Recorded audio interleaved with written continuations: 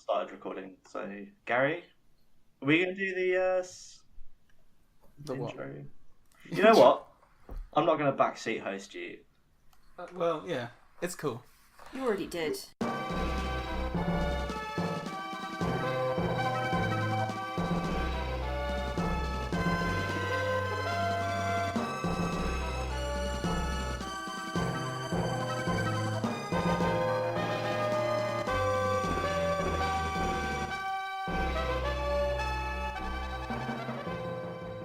Hello, everyone, and welcome to the Last Life Club podcast. We're up to the heady heights of episode 2 now. I'm Gary, and I'm joined today by Ollie. Hello, that's me. Tess. Yeah, that's me. And Chris. And Chris, yeah, that's me as well. Chris. Let's just overjoyed to say hi. First off, we're going to find out what people have been playing for the last couple of weeks since the last podcast. So, Chris, what have you been playing? More Owlboy, honestly. Just more of the same. I actually finished it, though. First game in a very long really? time. Yeah, that I've finally finished. So Was that like a game that you concentrated on and then finished in one go without anything in between as well? Yeah, literally. Within about 3 days of starting it, I finished it. Wow. It's not even that long. It's about maybe 6 hours total. But I don't get a lot of time to play games anymore because, you know... So that was the answer then. It was 6 hours long. Cause Yeah, it was 6 hours long. Years. And it was... It was some quality 6 hours as well. It was incredibly good. Like, if you remember when I first mentioned it, I was like, oh yeah, he doesn't really, use the tools that it's been given. It does. Like, it absolutely does by the end of it. It just keeps adding and building on top of it. Got a little emotional twinge from me as well. Shed a little owl tear towards the end. Did you really? Did you actually cry? I definitely had my eyes well up a little bit. Watching him like, Otis, you're not a wreck anymore. Oh, Oh man, so is it up there in the running for the games of the year then? Oh, it's hard, right? And it's tricky for me as well because I honestly haven't been playing a lot of games recently. I've just been reading about them or experiencing them like vicariously through other people playing. But yeah, for me, it's absolutely like top 3, maybe top 1. So when was the last time that we had like a retro-styled side scroller that was up in like game of the year contention? Probably Christ! Like I don't know, probably Super Meat Boy. Super Meat Boy, yeah, it's the last. Yeah, Super Meat Boy. Did Shovel Knight get anywhere near Game of the Year? I suppose, yeah. People do love that. Yeah, because loads of people were saying, like, oh, I don't know whether I prefer it over Shovel Knight. It's just like, they're completely different games. Like, you can like both, it's fine. Yeah. But yeah, I don't really understand that. But so, super enjoyable then. Like, grabbed your attention. Incredibly good, yeah. Like, it absolutely got its claws into me nice and early. And Talons, yeah, because owls. So, got its talon and beak and its little... whatever they spit up, little ball of bones and fur. That's what I became at the end of it. Just spat out by Owlboy. How about you, Tess? What games have you been playing for the last couple of weeks? It'll surprise you all to hear that I've been playing more Destiny. I'm sure. Yeah. Yeah, shocker. And World of Warcraft, another shocker. But I booted up Diablo for the first time in about 6 months and gave that another shot. And it's but basically, like, we know everything about those games already. I've been still doing the grind to light level 400 on Destiny. Managed to hit 4. Yeah, it's really exciting, you know. You sound so enthralled by these games. I totally am. No, it's basically, yeah, that's what I've been playing, the same old stuff. I haven't had much time to play anything else this week, so yeah. Yeah. I mean, they're good games to keep on carrying on with. I mean, because you ended up writing an article about it, I did end up getting the battle chest in the week for Diablo 3. So, yeah, I'm sure I'm going to end up playing like that, talking about a game that came out, 4 or 5 years ago. Be like, hey, I love it, can't get. Have you actually got back in and played any Diablo 3 yet? Like, post thing? Christ, what was the update? The update's not on... The update isn't on there yet, but it's due...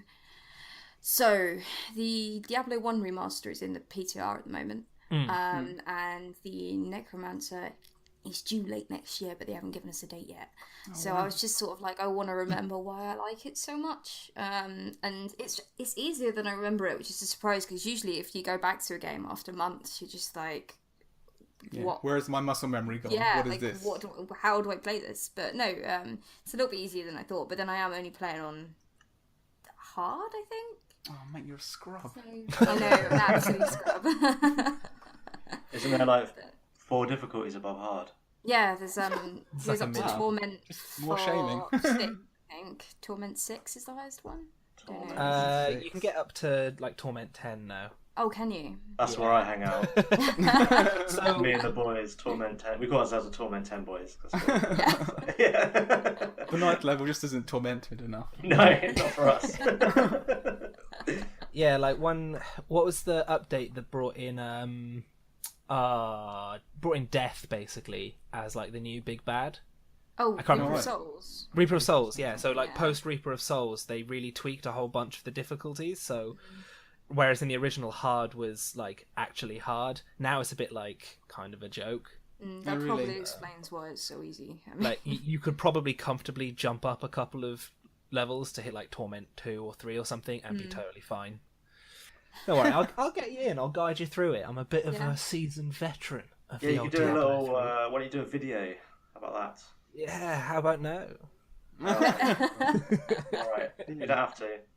But no, I'm looking forward to finally breaking it open and playing it. I like the look of the Crusader just because Joanna from Heroes of the Storm is basically a Diablo character, so I figure it's a nice, easy one to start with. How about you, Ollie? What games have you been playing, man? I've literally played like everything because I suddenly got all these Wii U games. So Oh yeah. I've actually played Splatoon, Mm.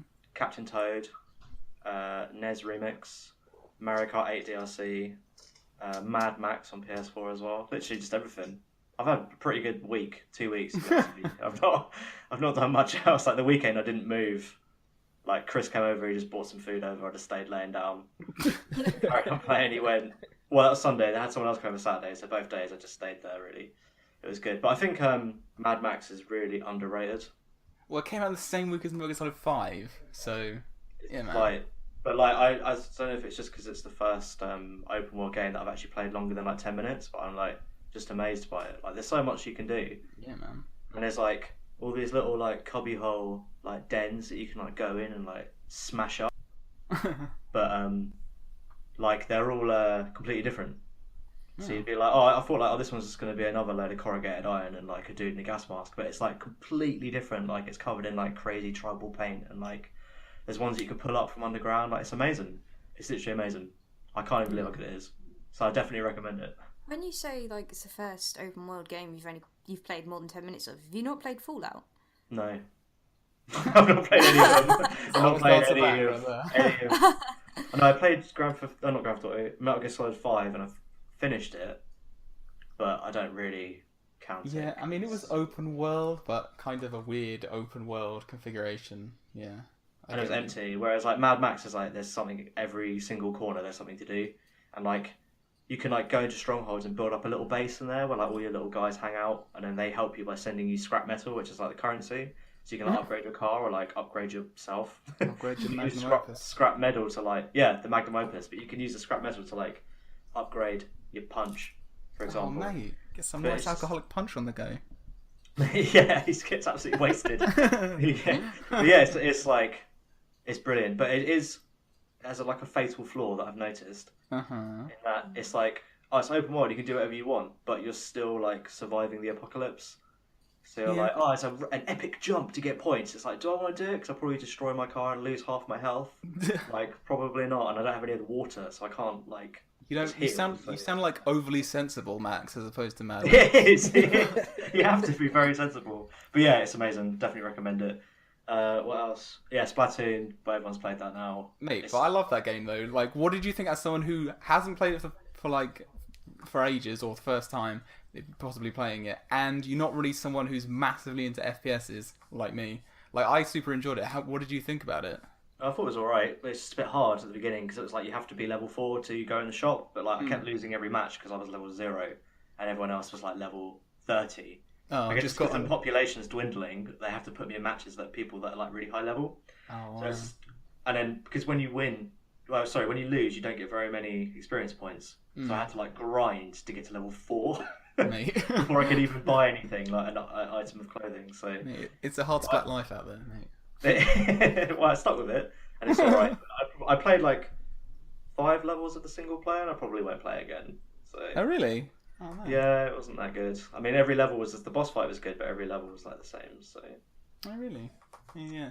well, Chris played it. Chris played it as well. Yeah. No, I can back that up. It was pretty like, yeah, the single player was like, it was neat. It looked cool. Like it was basically loads of distinct like micro levels within one big level, which was quite cool. But they were like very samey.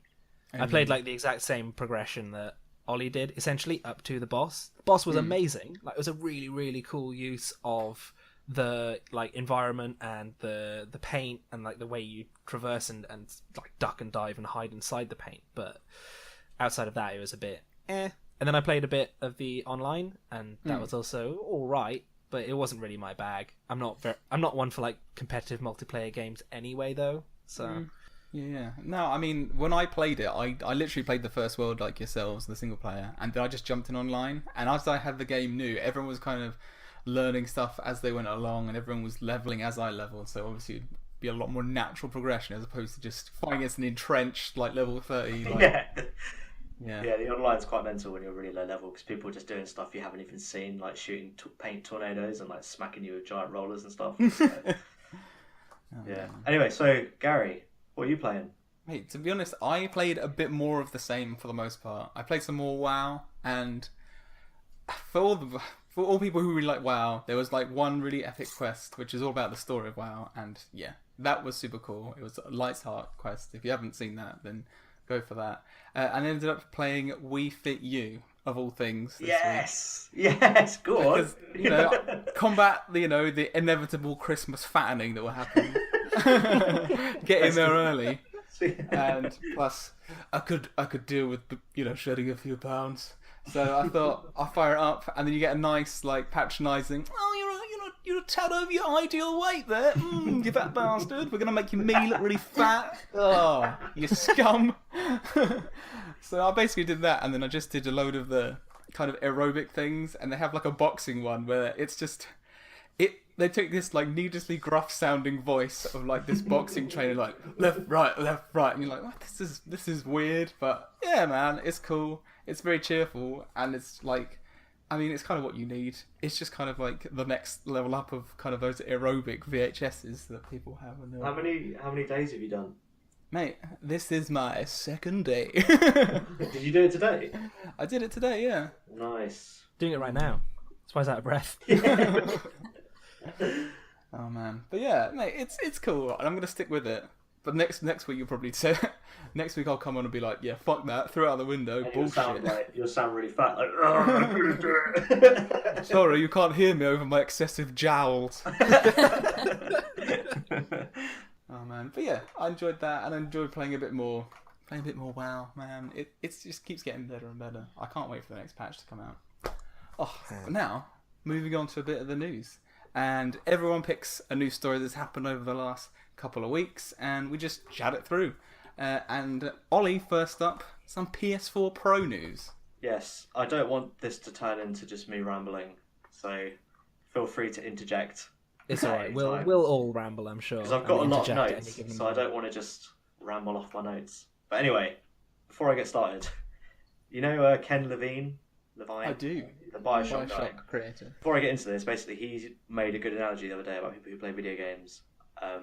Basically 95% of people that play video games are like they don't care about most of it. He's kind of said like, he likes salad cream, right? But he doesn't care about it. Like he uses it twice a week or whatever. Basically said 95% of people who play video games, they don't care. They just see it on the shelf, go, oh, it's cheap, so I'll buy it.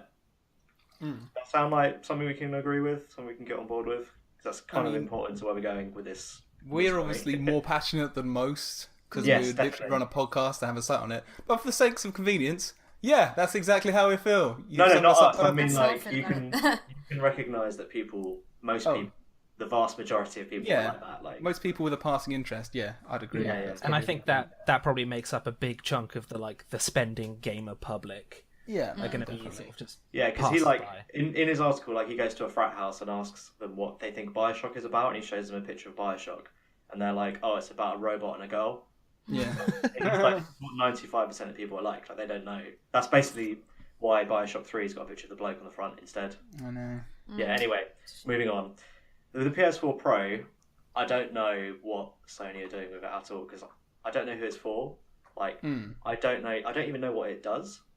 Like, what does it even, like, you couldn't tell me except for it makes the experience better, you couldn't say what it actually does. Because, like, for example, the new 3DS, it makes load time shorter, it plays SNES games, and has a second stick. Yeah. PS Pro, you know, what does it do? You couldn't say, like, you could go, okay, it makes the resolution better. Well, it doesn't. Like, for example, Final Fantasy 15, the resolution isn't increased, but on Battlefield 1 it is increased. It's like, well, okay, so it makes the experience better, but like in what way? Like you don't actually know what you're buying, and all these people that don't care, that, you know, how are they telling them what it does? Do you know what I mean? Like, I have no idea who this is marketed for. Yeah, like I completely agree. Like someone's saying, oh, it can now display 4K, even though it's upscaled to a 4K, and then saying it's got HDR and saying it's better with the VR. I mean, they're just buzzwords. They don't really mean much to the average kind of consumer. Exactly. This is what I'm trying to say. Yeah. So, like, you say... Oh, sorry, go on. I'd argue that they mean more to, like, the average consumer, to the, like, average, like, uninformed mass. They don't need to necessarily know that, but they can go, oh, hey, it's going to make VR better, it's going to make your experience better, it's going to make it run quicker or smoother, the effects are going to be better, it's going to look better. Like, whether and that's true or how they achieve that is sort of irrelevant, right? I think if you say informed, just get it. You know, it's gonna make this better, but it isn't, because it's not included in the lineup of games that is made better. But you don't know that until, you know, it's too late almost. I think for the average person, saying those words might make a difference, but when you consider the £100 price difference between that and the PlayStation 4 Slim, they're not going to go for it. I mean, the only reason I'd get a Pro over a Slim if mine needed replacing is because it's got an optical port on it. None of the other reasons at all. Yeah. I understand where you're coming from, Chris, and I understand that, like, a lot of people have got 4K TVs now, but I think there's also quite a lot out there about how it isn't real 4K, you know, and I think that although people research more before they buy something like that now as well, because you can. Yeah. I mean, the thing that gets me, the whole thing feels a little bit, like, half-baked. Like, it's not underhanded, because I don't think they're doing it on purpose, but the whole thing seems a little bit like they don't really know what they're doing with it. They just pushed it out there because they're worried about Xbox, and now they're like, oh my god, what the hell are we going to do? Like, for example, if you think about Bloodborne, which is like massively popular, you know, it's huge, like PlayStation hardcore crowd. Big exclusive, yeah. Drive Club, which is a like PlayStation showcase for the graphics. Like, obviously it was a rough launch, but since then it's been hugely improved. It's probably the game I played most this generation. And then Knack, which was like the joke of a launch game. It's actually Knack that's getting the PS Pro update, not the other two. Oh, right. Like, what on earth are they doing? And then when people are like, well, who's going to make the Drive Club update? Well, who made the VR update? You know, the studio was shut down before VR. So again, I don't know what on earth they're doing. I mean, to be fair, with stuff like that, it's very likely or possible that the studio that was working on it had built a bunch of the VR stuff, and it was just sitting there going through processes before it got released or got polished off by someone else. Whereas, like, you've got this like major update where you need to create new visuals, apply new visuals. Like most modern video games, these modern AAA video games, the teams are like 80-20 split, 80% of them being artists. So I can imagine that is a huge thing. That said, I'm literally reading the like PS4, like Sony's PS4 Pro like site, their PR site, to try and boost it, and they're like, play the latest games in amazing clarity with dynamic 4K, but that's got like an asterisk next to it. Like, it's not, it doesn't really, give you confidence there. The other thing that's happened is obviously games that are being forced into 4K, then being played on 1080p, have worse performance than 1080p games. Yeah, so I wrote about that on the site a little bit. Obviously, you know, you can read about it on there. It's stupid. Not really much more that needs to be said about it. The multiplayer parity that was promised at the announcement. Remember, they were like, "Oh, all systems will be multiplayer, will be the same, so no one has an advantage." Battlefield 1 runs better on the PS4 Pro with better image fidelity and 10 to 15 frames per second faster. Yeah, so, I mean, the image quality is one thing, but the frame rate obviously is a very different matter altogether. So isn't it? EA programmed all that, pushed it out, and in less than 24 hours later, Sony was like, "You can't have that. we have to have parity, so now it's been reverted back to the base version. Like, I have no idea what is like. It's like no one even knows what they're meant to be doing or what it does. And the last thing I've got here, which obviously this is just about Japan, and I'm not saying like Japan's the best or anything, but it's the only bit of information I've got. But PS4 sold 343,000 units in 48 hours in Japan, and the PS Pros only sold 65,000 in 72 hours. So it's almost like, even there, like, what even, what does this do? Like, no one can give me a clear answer on like exactly what it does. I think that's going to be like not just a combo of, oh, what does it do? I think it's pretty obvious what it does. Like, it is a slightly boosted version of the original PS4. Like, it'll boost your frame rate in some games, it'll boost the image fidelity in some games, it'll give you more resolution in a higher resolution in some games. Like, I don't think that's a major thing. I think the major problem is that it's a very incremental change, and I think it happened way too early in the PS4's life cycle. Yeah. The PS4 could still comfortably have gone strong for maybe like another year or two on exactly what it is. It's not like the games don't look good. Last of Us, for instance, not Last of Us, Uncharted, that's the one. Uncharted 4, gorgeous game, absolutely stunning. Battlefield 1, absolutely stunning. On the regular PS4, it's weird that you need, or that they're making it out like you kind of need this extra boost. That's what I'm trying to say. Like, it's not underhanded, but it's kind of like, what? Poorly communicated, yeah. Yeah, like, who are you, where is this going? Like, who are you aiming this at? Like, who is this for?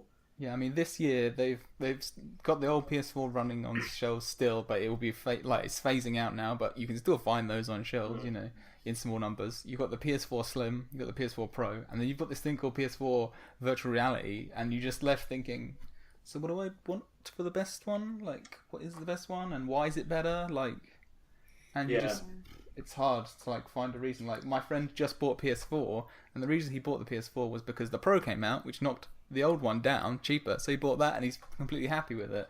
I can see a load of people doing that because the change, when I explained it to him, he didn't think it was profound enough. He didn't think it was significant enough. Yeah. Like the Scorpio, the Xbox one, leave it another few months, like to a year, and then the Scorpio is going to come out. It's going to be noticeably a bit more powerful. Potentially, and then it would make a lot more sense. Whereas this Pro, it does seem a bit bungled. Like, it doesn't seem very clearly communicated. Yeah, I think what they need to do is they need to find a flat conversion for every game and say, like, this is what the PS4 Pro does for games from now on. Like Tomb Raider, the new Tomb Raider got it right, where they give you like options for like enhanced mode or like frame rates or whatever. But like Final Fantasy 15 on the PS4 standard runs at capped 30 frames, which is amazing. I don't know how the hell they did that, because I played the demo and it was horrible. It was like 17 frames or something. Oh, really? But the PS4 Pro comes with a high quality mode. So cool, high quality mode, put that on. But obviously the graphics are the same because it uses the same models and textures and everything else. The frame rate's still capped at 30 frames a second, but the draw distance is slightly longer. And it's like, how do you communicate that in like, on a box? Do you know what I mean? Yeah. Like, I think they've just got a serious communication problem. I mean, you just go enhanced visuals. Like, I think to your average consumer, that's going to be totally enough. I don't think you need to go in depth to it, because the people that are going to go in depth will get that information anywhere. If you're just buying it off a box, you just go get it on PS4 Pro and it'll look better and play better. You'd be like, okay, cool, I'll buy that one then. But do you think that oh, sorry, go on, Tess. No, I was just going to say, I mean, I don't know if I understand where you're coming from, Chris, but I don't know if it's the average consumer. I think it's the person that likes to say they've got it. Yeah. You know what I mean? Yeah, I feel like people might be misinformed into making the purchase because Sony's like, it's the best thing ever. Oh, you don't even know how good it is till you see it. And then when it actually comes down to it, you're kind of like, oh, it doesn't do what I thought it would. Or, even games on the PS4 Pro don't even load faster than the standard PS4. It's the same CPU, so it loads exactly the same as well. Yeah, the vagueness helps no one, and the fact that it's not clearly provable and easily marketable doesn't help them at all in the long run. And it's a shame to see it come out like this, because I don't know what people's thoughts are on it either. Like, people, it just seems mired in the disappointment of why does this exist, rather than what do I think of it, So yeah, it's a strange one indeed. Yeah, that's it. That's all my notes. We got through it, and I didn't ramble too much. So yeah. Do you think that you get a PS4 Pro after all that? No way in hell. I mean, a bit of anecdotal evidence, but I've got this friend that I like to ask questions about games because He is very enthusiastic, but he's also very uninformed. And in regards to he bought a PSVR the other day, and in regards to the PS4 Pro, I said, "What are you going to do?" Because he likes to buy the newest thing, and I told him about the performance actually being better on the PS4. And he's like, "What I'm going to do is buy a PS4 and leave it hooked up to my TV, and buy a PS4 Pro just for my VR." Wow. And it's like, what is going on? Like, it's just like, okay, cool, like, all right. Yeah, I mean, I've got a friend who's got two. He's got a PC, like this ridiculously spec PC, and he's got two 1080s in it. And it's ridiculous. Yeah, it runs 4K, and he hooks two 4K screens up to it. And he's turned around and said, "Not interested in the PS4 Pro. More interested in hearing what Xbox have got to say," because he's like this huge graphics snob, and it's just not enough for him. Yeah. So, I mean, for me, like, he's kind of the bar because he's the one that's, you know, got a graphics card, two of the same graphics card that will be out of date in a year. He's just sold a Titan, you know what I mean? He's one of those people. So yeah, but then I don't think the PS4 Pro is like targeted towards that sort of person. Well, like, if he's going to squeeze out that many pixels all at once, there's no way a console is going to do that. Well, they did say, didn't they, when they were marketing it, like, oh, the Xbox won't be its main competition. We're going to pit this against PC. Wow. Like, that was an actual line they used in the marketing, so... Yeah, that's not happening, though, is it? It's a bit bold, isn't it? I think, actually, like, reflecting on everything that we've heard about, I just talked about, I think what is actually annoying me the most about the PS4 Pro is it kind of mirrors how a game will show a trailer, and it's the most amazing thing you've ever seen in your life, and then you pre-order it or you buy it, and it's not. The PS4 Pro kind of, to me, feels very much the same, because they're kind of talking in, you know, the lingo, and you're like, oh wow, great, you know, teraflops and like gigaflops, whatever. And, like, you buy it and you're like, oh, the game I've got doesn't even work on it, or the game I've got works worse on it, or the game I've got, I don't even know what happens, but I've spent £400 on this thing. They've got a few lessons to learn from this, it seems. Yeah, I'd say so. Is it a bit of a downer? I'm sorry if it was a downer. No, it's all right. You know, it's what we come to you for. It's cool. Moving on to more things that are more happy, eh? Games aren't working on release. Oh. Very happy. More good news. Yeah, so Watch Dogs this week. The PvP's not working at all, as far as I'm aware. And they had 2 day one patches to patch out various problems. And it got me thinking about other games this year and the games industry in general at the moment, and games being released sort of half done, it feels like. Rushed to release. Yeah. So, like, Dishonored wasn't ported very well to PC. I know. Bioshock, which has been a PC game for like years and years and years, the remastered one didn't run very well on PC. Skyrim, again, remastered, sound didn't work. So it's just like, I wanted to ask you guys, really, do you think that it's becoming a bit of a cash cow and they've stopped caring as much? Yeah, definitely. They definitely get, they've got deadlines that they need to stick to from their publishers, and they stick to them come hell or high water, and it's a shame because it's the buyer who ends up footing the bill, really, at the end of the day. I mean, I really was super excited for Dishonored 2. I watched almost every trailer, and yet I didn't buy it on release. I waited for a week to see how it was, and sure enough, it had issues, and when they fix them, and I'll get it. But it's just a shame that that's become routine, that's just norm.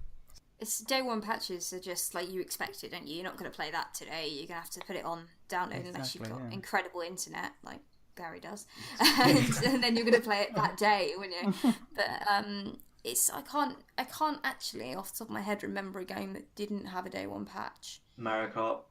I was going to say Nintendo is still relatively safe in that regard, but we will live to see whether that still holds up. Yeah. I think as long as they're hitting their pre-order amount, if they hit their sales target in pre-orders, they just stop. They put a little team on it to get it finished, and then they just move on to the next thing. Because, like, obviously, I've got no idea. I've never developed a game. I've never developed a game that's sold. I have developed a game, but it's like almost seems like in your business brain. Would you carry on developing it if you had hit your target? Like, you wouldn't. You would move on and be like, okay, I've hit my target, so what's next? Let's hit the next target. Let's just, like, fuck that off now. It doesn't matter. Yeah, but then, I mean, that's true, but I think that's a bit overly cynical. Like, business people, I don't think go, oh yeah, let's just do this and then fuck it off and then go do something else. Like, some will, but a lot will also go, yeah, but how will that affect our like long-term sales and the way people think about us long-term? Because you can go, oh yeah, I've hit my target now, let's just push out this like shitty thing. Yeah. But then in the future, nobody's gonna, or people will stop buying your games. Like, well, this is what I put in I wrote about this the other day. And as I was saying with the salad cream, like 95% of people don't care. They don't care. They get the day one patch. They go, oh, cool, day one patch, done. And they're like, oh, another, Assassin's Creed's coming out. Oh, definitely buy that. Pre-ordered, done. And it's like, they can just keep doing it because no one's ever going to stop. Like, it's not. I'm not blaming anyone. It's just what people do. Like, especially little kids are just like, their parents like, oh, buy them the new, whatever, Call of Duty. Boom, get that. They don't, they don't know about day one patches and like. Yeah. Games being 70% finished. There are strict deadlines they have to adhere to, and at a certain point, discs have to be pressed, and they have to stop working on the one they've got, and then work onto the day one patch to fix it.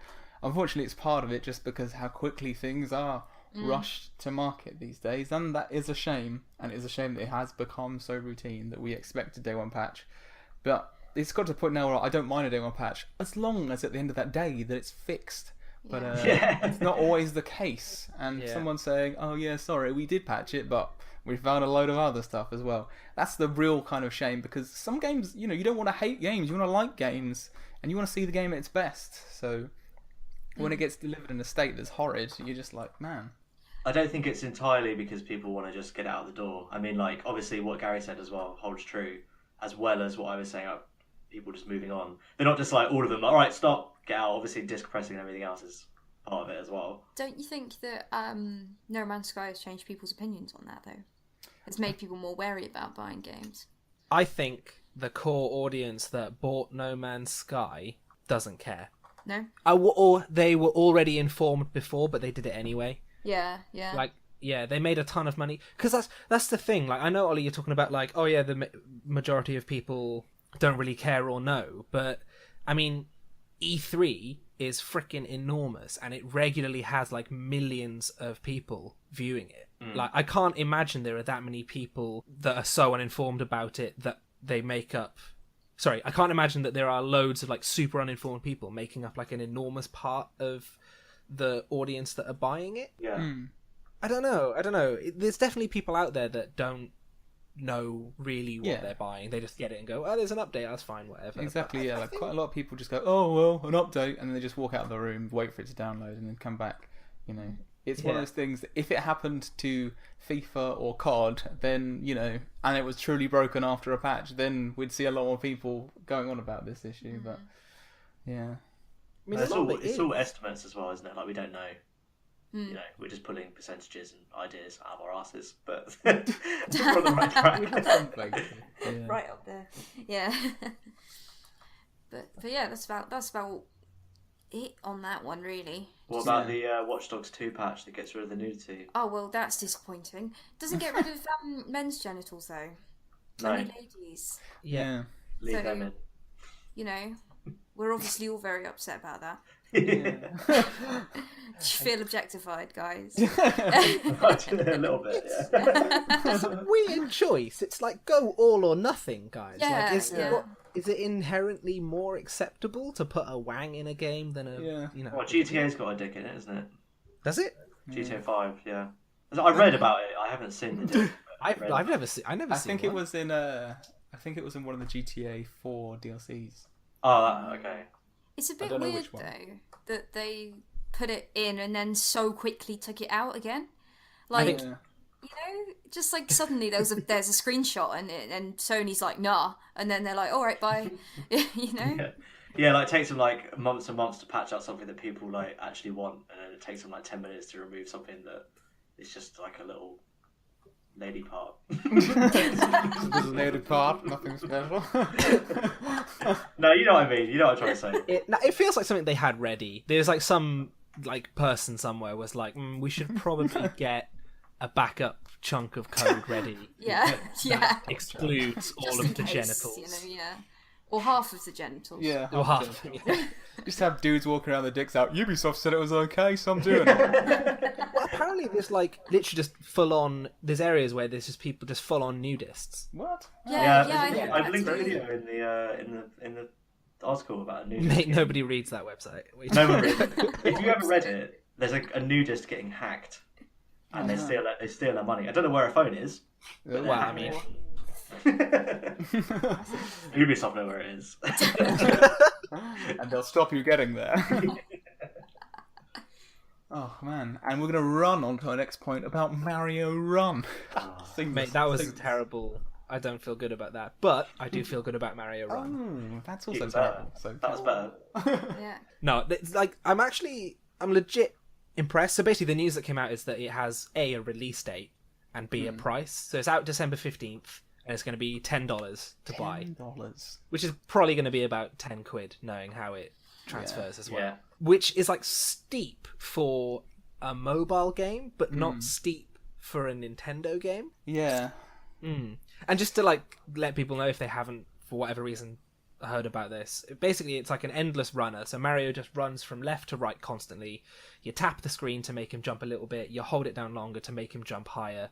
It's, I think Cannabolt did it first, really early on, and it's basically just an extension of that, but with Mario skin and some like Nintendo loving all over it.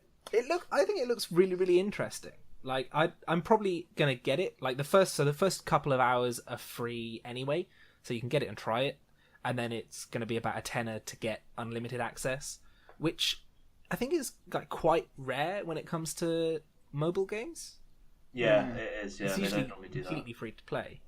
Or Yeah, well, pay free to play in inverted commas. Yeah.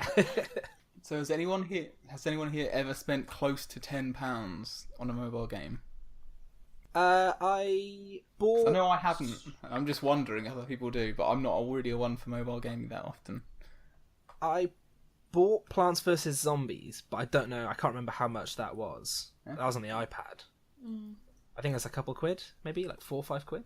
Yeah, because like I don't know about you, but in my head I think that 5 is the hard limit that I think I would ever spend on a mobile phone game, and it being double that seems pretty damn steep. Like I bought a gem pack once in Marvel Puzzle Quest. That was £4.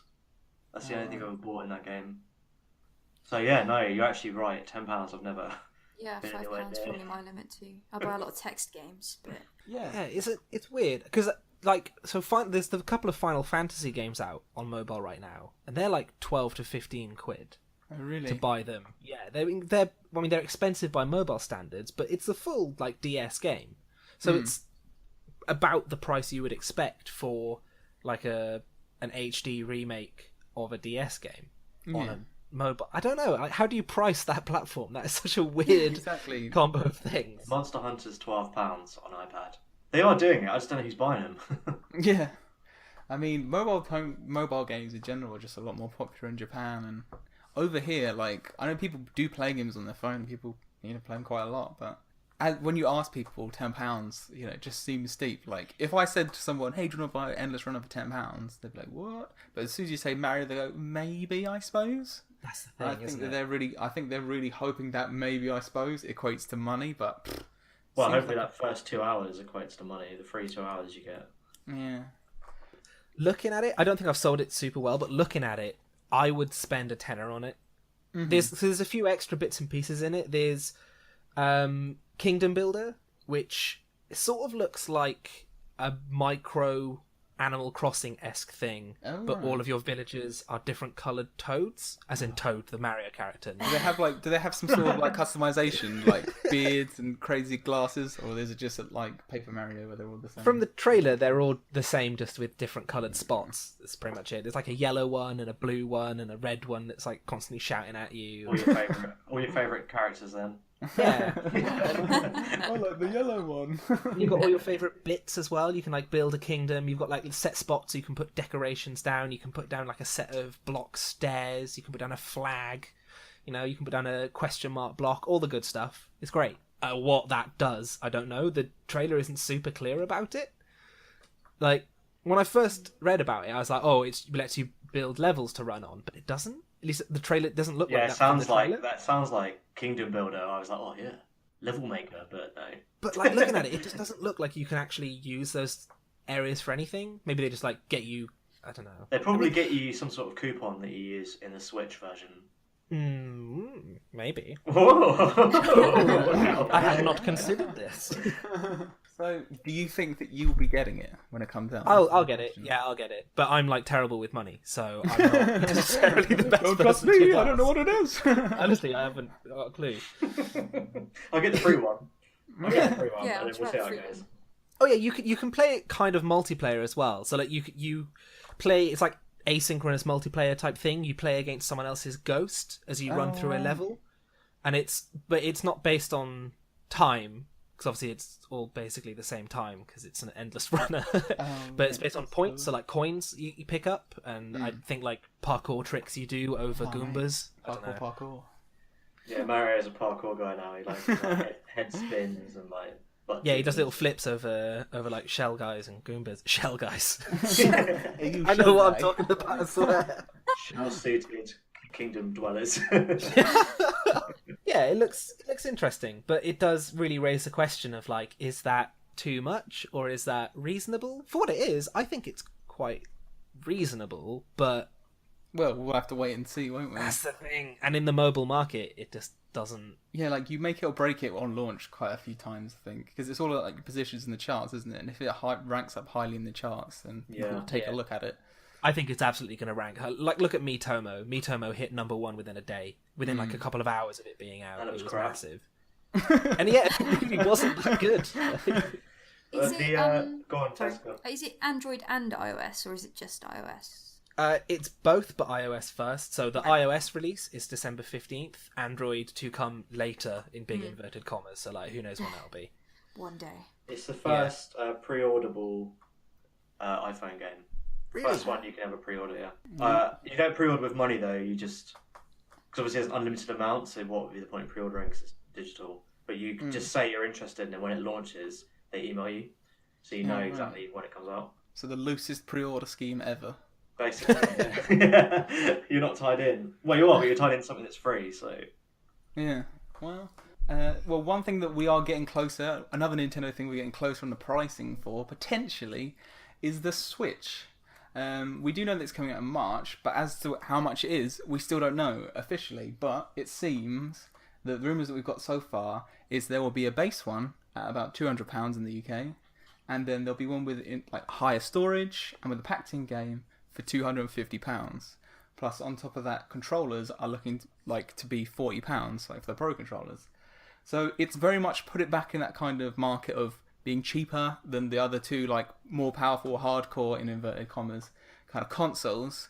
Plus, it's really intriguing that they went for a pack-in as well, because I still remember, like, you know, all Nintendo consoles I used to have like a pack-in. Like, this was from before the N64, like, but like SNES, you know, it had All-Stars in it and stuff like that, and your Game Boy you could get like Tetris and stuff. So it's nice that they're going back to a pack-in.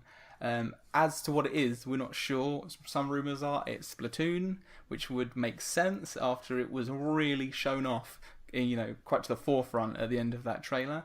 But yeah, do you guys think that £250 for one with extra memory is a price that you would pay for a Switch? yes, if I had £250, I think with the pack-in, what if the one that doesn't include the pack-in comes with like some NES games that aren't worth £40? Yeah, I mean, Because they might put something with it, like just to. Yeah, I mean, it would be pretty harsh if one got a pack-in and the other one didn't of any sort. So you'd expect some sort of Wii Sports style, you know. Yeah, Here's something just to play until you get a proper game kind of thing. Yeah, like even the Vita had like that crappy Vita Park game. So that was like, I don't know if anyone played that, but it was horrible. It sounded so great, but Especially the way you described it. Yeah. Crappy. Was Nintendo Land like? Is that a pack-in with the Wii I got U? my Wii U a little after launch, and I got mine with Mario Kart 8 packed in on mine. So that was my pack-in. And Mario Kart 8 is fantastic, so I was more than happy to get that as a pack-in. But I swear that Nintendo Land was on the base ones. I got a pack-in Nintendo Land on mine, but not on the base. Mine was premium. I wouldn't be surprised if they did a little something like that. like just throw in like a few like mini games that you play through, probably something based off other franchises like Nintendo Land, just like Switch Land or whatever. not that like the last console was called the Nintendo. That's like, you know, an uninformed mum, but Switch, like Nintendo Land Switch. I wouldn't be surprised. Hopefully something that uses loads of different control schemes, so they can like demo them all. Have one where you like hold it sideways with one remote on the bottom, like a big tool screen, and have like a motion control one. All the Nintendo stuff, you know. All the thing, the thing that I don't know what I was going to say now. It was like it basically they seem to be aiming it more at like the more adult gamer. Mm-hmm. So maybe something more, you know, maybe they'll redo Mario Kart with it, because there's supposed to be new Mario Kart stuff coming. Yeah, I mean, looking at launch games, we saw like a Mario Kart looking game in the trailer with extra characters, and apparently there will be one with extra characters and extra tracks. And we've obviously got Zelda. Potentially there was a Mario Sunshine HD, which would be perfect fodder for a launch lineup. And then we've got potentially Splatoon. So they're 4 really strong like Nintendo first party titles, and obviously there'll be the usual kind of ports, I assume, from other systems coming onto it. Like Skyrim, imagine that. But yeah, like I'm intrigued to see what kind of package that they go for, whether it's just you get Splatoon, or if they go you get Zelda. I mean, people are just going to buy it to play the new Zelda, aren't they? Yeah. Oh yeah, straight up. If they pack in Zelda, I will buy it. I mean, at 250, I'll probably buy it anyway. Like, I'm happy doing that for the new console. Like, my cutoff point was like 300 plus. I'll double think about it. Yeah. Anything less than that, 100%. If it comes with Splatoon, I'll probably play it like for an hour and then trade it in for something else. Yeah, because like Splatoon is like a new franchise for a console that nobody even bought. Like, they're better off putting it with something that people recognise. Yeah, you can't get much more brand awareness than a Mario or a Zelda. So exactly, it would be kind of crazy. That's the thing. If they bundle in a new Mario game, 100%, like just buy it day one. Like, I'm totally happy to do that. Mate, I still just think Super Mario Sunshine HD. I don't think we'll get a new one on launch. I'd love it to be, and apparently Galaxy 3 is looking like it could be. I loved Galaxy 1, and if it launched with Galaxy 3 out of the gate, that would be such a strong start. With Galaxy 3 and Zelda, like, that's like best foot forward. But then maybe nothing else the rest of the year, because you know what Nintendo's like. Just like I mean, you would be quite... Yeah, exactly. But, I mean, it's a tricky one, but I think the very fact that it starts with a 2, so, you know, you can either go for 200 or 250, I think is super strong. Because if they got it anywhere near 300, I think people would be like asking questions of, well, why don't I just get a PS4? Or why don't I get like a PS4 Slim or an Xbox One? So this seems to be like a good level, I would assume. And we just need to get it like officially confirmed. But well, hopefully there's some like transfer you can do between, like, say you got some virtual console games, you could take them with you. Yeah. And stuff like that. Otherwise, no pack-in, what are you even going to do on it? You're going to have to buy a game, which is going to just cost you 50 quid anyway. So, yeah, hopefully there's a transfer. I think there might be like some sort of kind of crap transfer system, maybe. I mean, take stuff over. Yeah, I mean, I have the same account on my 3DS that I have on my Wii U, so they've proven that they can go across consoles. But whether they do or do not do this and let you carry it across again, I don't know. But please do it, because that would be amazing. And I'll have games to play off the bat. Like, well, I know Miyamoto listens to this podcast, so yeah, exactly. He's probably making notes. Come on, Shigsy. Come on, make it. Well, the Wii transferred to the Wii U, didn't it? With that little Pikmin running. Pikmin running animation. Yeah. Oh yeah, lugging all your data across, run it down the wires. So yeah, so does anyone, out of all of you guys, who has pre-ordered a console before? No, never. Never. See, I've only ever done it with PS3, and I'm glad I did it because I liked the PS3, but obviously it was a rocky start. But so do you guys reckon that you would pre-order a console starting with the Switch? Like, would this be your first console that you think, yeah, screw it, I'm putting my money behind it? No way. No way. I don't think so. I think I'll try it first, and then I think it would depend. I'd need more info, man. I just need way more info. Like, come January, they're like, oh yeah, it'll come with a brand new like 3D Mario game. I'd probably pre-order that parcel. Like, I doubt it's going to be worse than the Wii U. The Wii U was pretty fun to play, and at the price point, I'm like, yeah, all right, I will do that, and then I can always just trade it in within a week if it's actually hot garbage. If Nintendo's numbers are anything like the Wii numbers, where it was super hard to get, I'm sure that trading would be pretty good. but yeah, I mean, like that NES Classic, isn't it? Like no one can get one. Plus, you know, everywhere. Yeah, jeez. With the crappy short leads on the controllers, what the hell? Do you know why I think they did that? I think they did that to make you sit on the floor. Well, it's because when you quit the game, it's like being old school, isn't it? Like you sit on the floor. Right in front of the telly. Yeah, exactly. You have to do that because the controller lead is less than 3 foot long, so you don't have any other choice. The only thing is it uses a USB, but who's got a 6 foot USB wire? Yeah, and HDMI as well. Exactly. Yeah. You'd have to have super long cables. So I think it's so you sit right in front of your telly. Well, also the actual reset on the thing is required because when you're in a game and you want to quit the game, the only way to do it is by using the little reset button to get you out of the game. So you're gonna have to be getting up and getting down, switching it off and switching it on, to get out of each emulated game. So I think part of it was just like, so how do we cut the middleman with that? We could put an extra button on. No. Short cables. Let's do it. They should have put an extra button on. They should have put a button keep on them close. Keep them close to it. Because kids now don't appreciate the struggle we went through with consoles, so they've made it so that they do, and they get it. Yeah, so you have back problems as well. Yeah, they never have to blow out a cartridge though. Right. So now, we're going to talk about firsts, and this one is a huge one. It was the first game you completed. You saw the credits for. We're going to start off with you, Chris. What was the first ever game that you completed? Oh man, I'm not used to being first in these firsts, so it's like it's an honor, but also I came prepared. Nice. The time where I just don't. Did anybody remember the Game Boy Color game Reservoir Rat? Yes, I had that game. It was like really bad. It was actually like it was garbage, but it's the first game I properly completed all the way through, and it wasn't even mine. I borrowed it from my cousin and never gave it back. Nice. But that's how addicted I got into it, because when I was a kid, I didn't have a choice. I had Reservoir Rat and I had Pokemon Yellow, and I lost Pokemon Yellow in France, as I've mentioned. So then I had Reservoir Rat, and that was it. It was horrible though. Like it was like janky. It was hard to control. It wasn't very pretty looking. Like the rat himself looked like a potato with like a big nose and a gun. Oh. Yeah, he had a gun. It's like a platforming game for the uninitiated. You have to climb a tower, it's like if I remember correctly, or something. Yeah, well, I think you go down. I'll probably go down the tower then. Like a rat down a drain pipe, eh? It's like a platform puzzle shooter type thing. It was not short either. I think I remember it being like really quite long. There were like loads of different like worlds, like areas you were in. There were like tons of levels in each world. I can't remember how many, but it took like forever.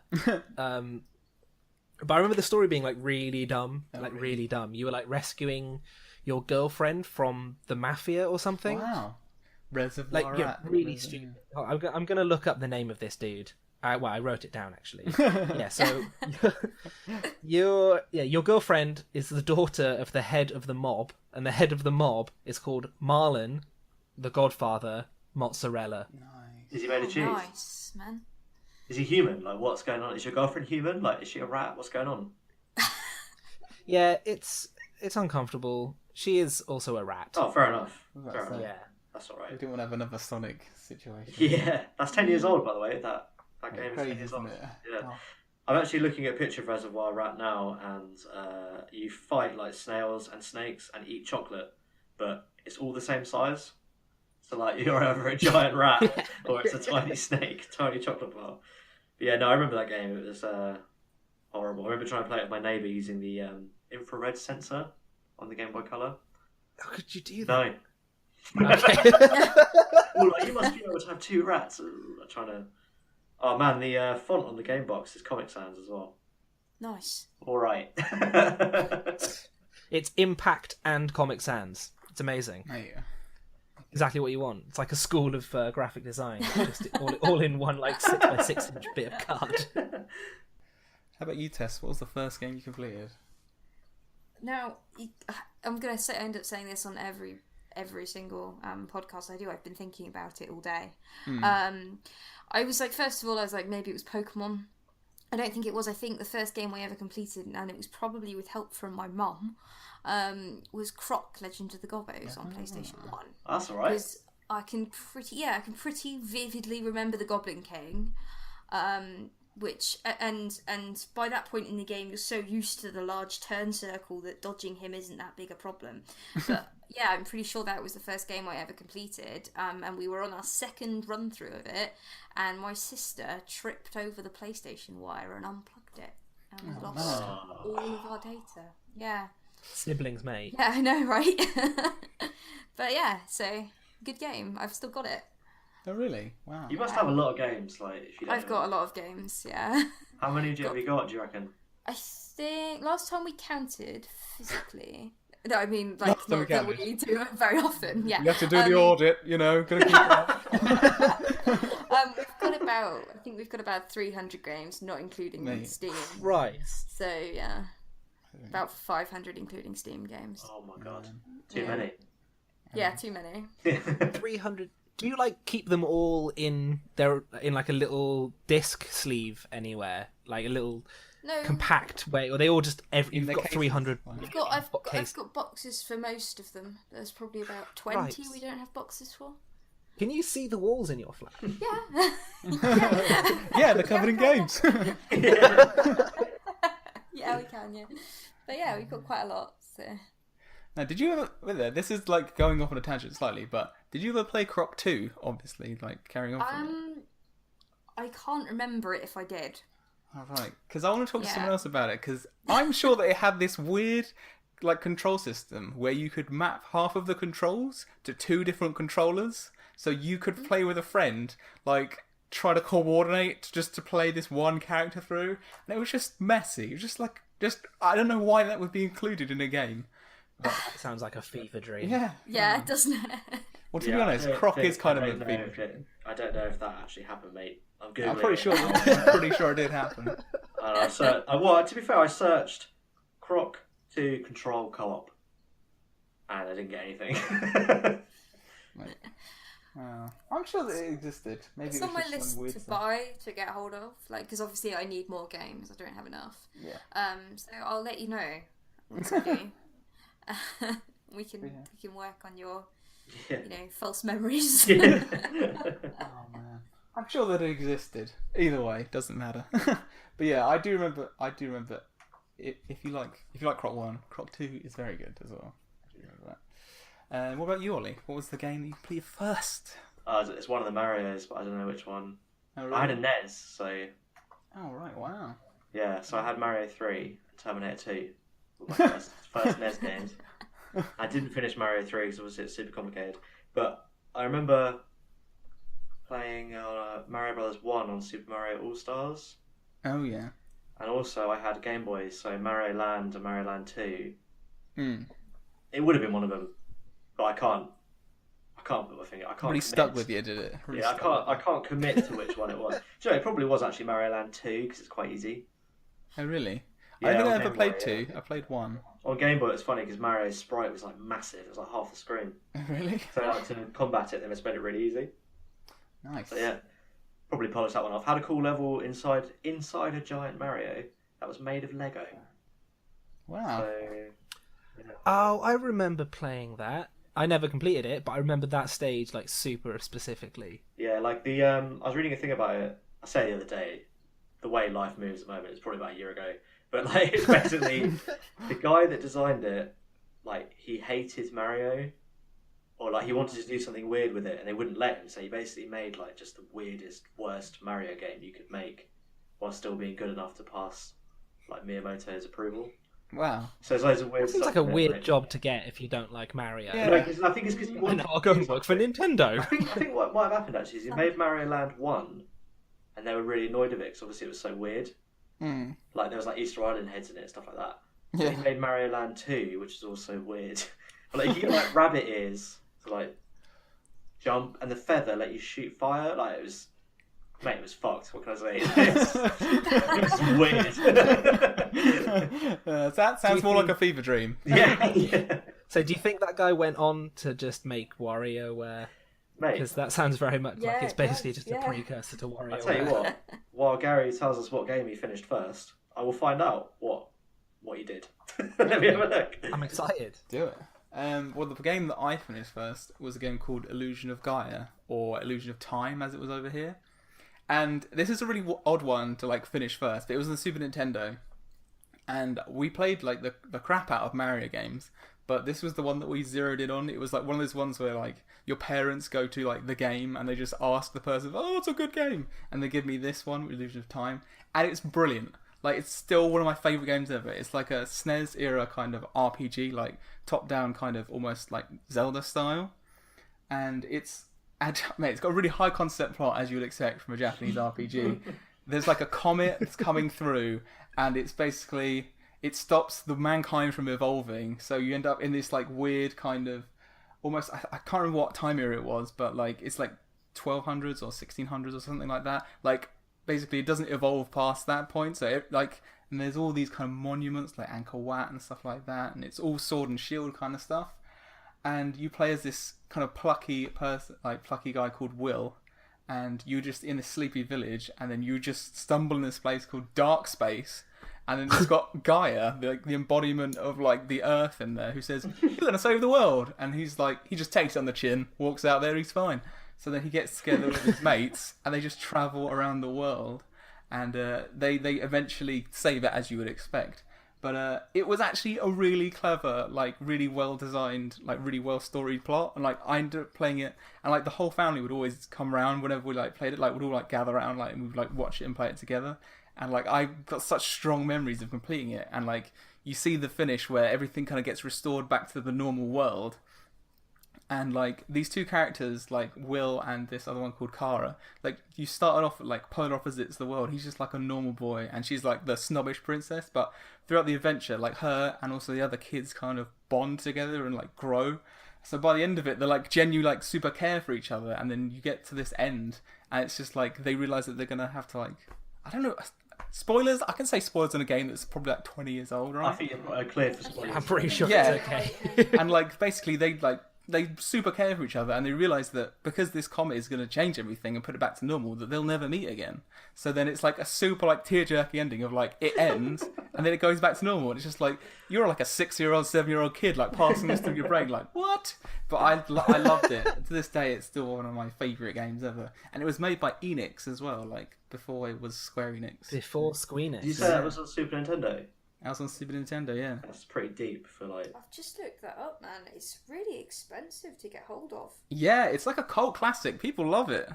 I'm super glad that that game employee recommended to my mum and dad to get that game. They'd have been like, "Oh, there's your time. That looks like Zelda. Yeah, okay, get it." Like, get this for your weird son. By weird, I'm assuming you mean awesome, and they wouldn't have known me. Yeah. Well, I looked up that director, and he did in fact invent Wario. So There you go. That makes perfect sense. So did he He do? knew what he wanted. Did he do Mario Land 3, aka Wario Land? he did Wario. He did all the Warriors, Oh, all of them, mate. Because Wario is the Mate. bad guy in Super Mario Land 2, so it makes perfect sense. Ah. Yeah, so he made someone that was like the polar opposite. Actually, speaking of Wario, here's a little Wario fact for you. WarioWare was developed in secret because they were like, there's no way Nintendo is gonna, or the higher ups are gonna okay this. So they basically finished like 80% of the game, and then took it to Nintendo finished. We're like, check this out. And then Nintendo were like, great, finish it off, pop it It was a out. great game. Man. That's gambling it, isn't it? That's taking a risk. They did it in their spare time because obviously the games are so small. They could probably just smash it out in 10 minutes because they're like well advanced at programming. It's not being reductive at all, but yeah, 10 minutes. Definitely 10 minutes. There's a bunch of nonsense like that in like early games industry stuff. Like I'm pretty sure a lot of stuff like that happened around Half-Life Okay. originally. It was all like a bit jank and like half done in secret, and the same with like some really early Bullfrog stuff Alright. was all like half done in secret, and then they were like, well, it's basically done now, so Yeah. should we release it? Yeah, it seems like a lot of people do that. Like, it's just reasonably unrelated. I went caving the other day, and the guy that I went caving with showed me like a half-finished cave, and he was like, oh, this isn't cleared yet, so don't post any pictures of it online. But I'll just show them when it's done, and then they'll say, oh, you've done it, so fair enough. Half-finished games. It's crazy old world we live in, isn't it? Actually, other things as well that I've done. Me, Chris, and Jack did a pub quiz the other night. A video game pub quiz. Jack from the podcast, and we came 5th. Nice. So that's all right out of 14. We could write that as like one of those little accolades on our website. Came 5th in a pub quiz about games. We came first in the naming contest. We were Donkey Schlong, of course. Like it. Which won because, I don't know, the guy hosting it was like 7 or something. Yeah, there was a team called Zelda's Minge versus Ganon's Cock, and like I literally thought they should have won because I was like crying with laughter when he ran out of the team. Oh man, a classy team. I like it. Unless anyone's got anything to add, then we're gonna shut this down. Shut it down, mate. Oh, Jinx. How about Jinx? Oh, okay. Yeah, I can't talk anymore, which is a shame because it's, my main source of communication, contributing on the podcast. We got you. Don't worry, we got you. But yeah, thank you everyone for listening, and cheers you guys for sitting in with me doing this. And subscribe to us, leave reviews, 5-star reviews please, on iTunes. You can find us on our website at lastlifeclub.com. And at this point, everyone's gonna pimp their Twitters. Mine's at LLCGaz. Ollie? It's at bareknuckle18, but I might change it, so watch out. Watch this space. Yeah. Watch out. So that's potentially his Twitter address. Chris? It's Christian_guy. It's Christian with an E, not an A. That's at the end as well, nowhere else. Tess? I'm at Little Miss Happy because I'm not. That's where you'll find me. And you can obviously follow Last Life Club at Last Life Club, and that's on Twitter and Facebook as well. And thank you everyone. Take care. Goodbye. Bye.